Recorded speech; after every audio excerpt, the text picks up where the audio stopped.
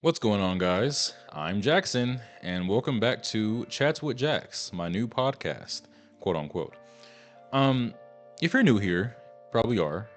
Um, I'm gonna be doing this little thing where I'm gonna be talking about specific things regarding life or politics or whatever it may be, and I hope you guys enjoy. But today's video, we're gonna be talking about mental health, more in the political aspect, and you'll see why. Um, but without further ado, let's just get into it, right?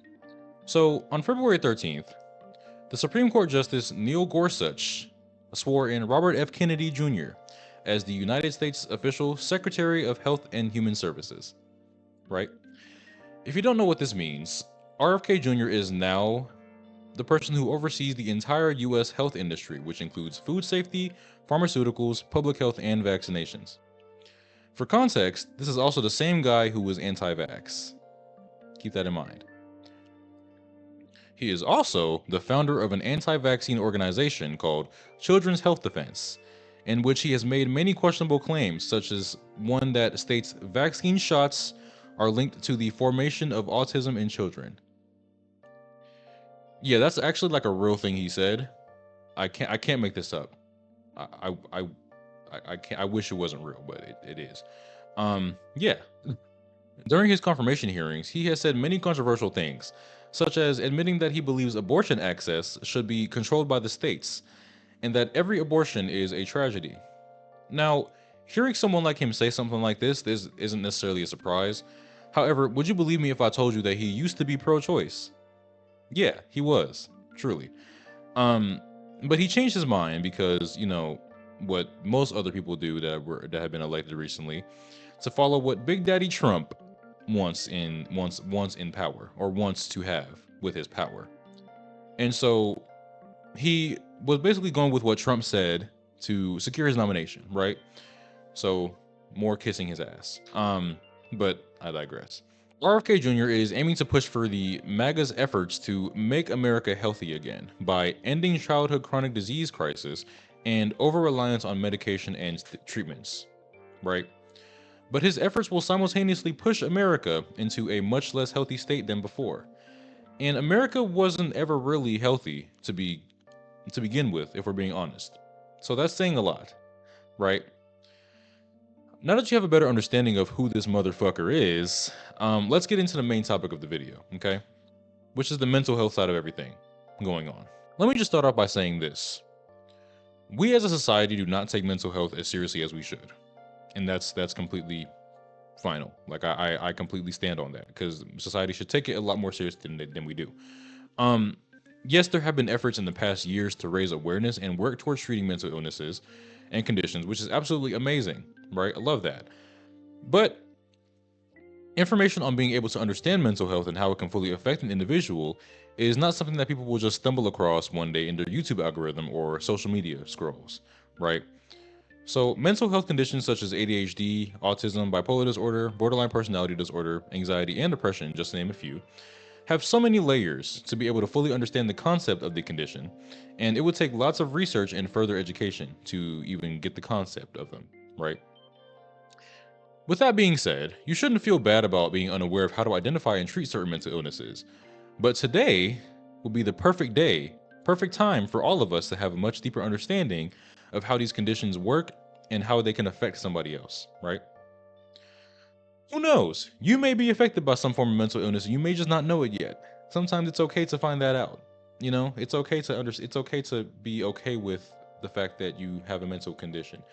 You may not like it, but it's okay to admit it, right? Now, let's talk about the issue regarding SSRIs, right? So, if you don't know what an SSRI is, it stands for selective serotonin reuptake inhibitors, also known as an antidepressant. From that, I'm sure you're able to conclude that SSRIs are meant to treat depression symptoms as well as anxiety, depending on the medication. RFK Jr. aims to ban these medications because they are highly addictive and are the equivalent to the use of heroin. Yeah.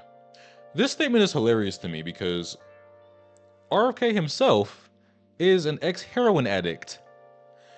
And so of course he knows what's best, right? From experience. Yeah. Um He used it for more than a decade in youth, and he's been in recovery for the last 42 years because of it, which he stated in his hearing.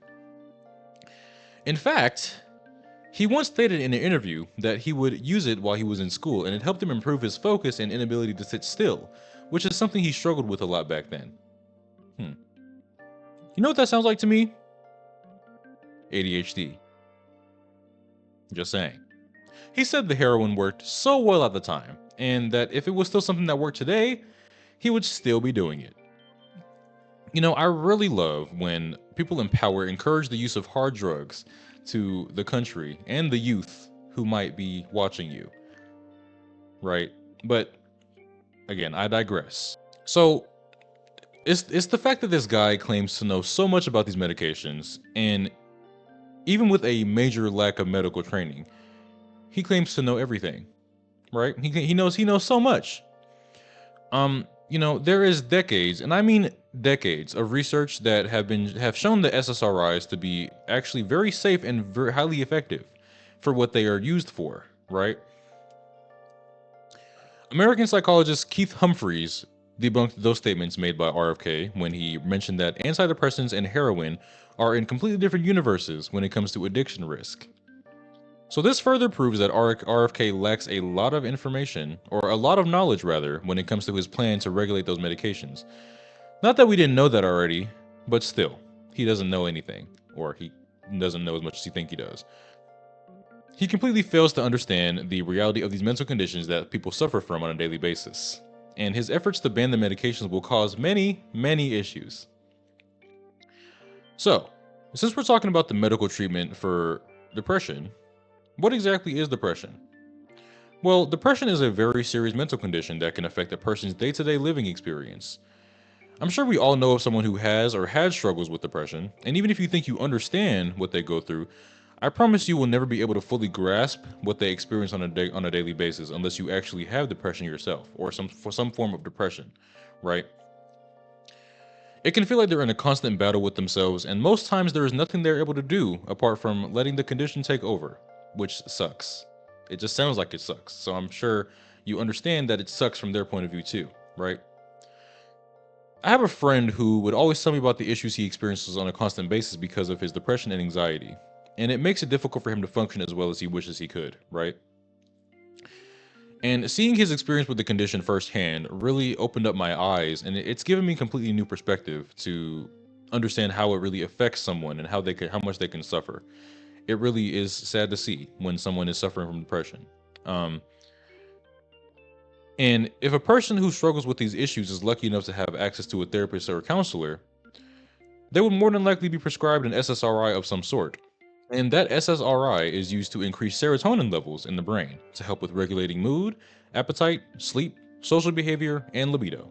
Now, there are different levels of depression and anxiety, and some people who have very severe cases of these mental conditions may literally need these medications to feel somewhat normal in the world, right? Not that they rely on the medication, but in some cases, it can literally feel like they need to take the medications in order to function, to simply function in most life situations. Now, let's talk about how this order will affect people with ADHD, like myself. I forgot to mention earlier that this order will not only affect SSRIs, but also stimulant medications, typically used for ADHD. The most commonly known ADHD stimulant medication is Adderall.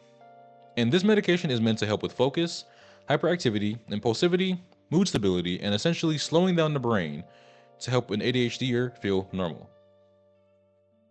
I personally don't use Adderall or stimulant medications in general, simply because that's not what I was prescribed by my psychiatrist, but I know of individuals who do utilize those stimulants in order to function in society like a neurotypical person would, or the average neurotypical person would, right?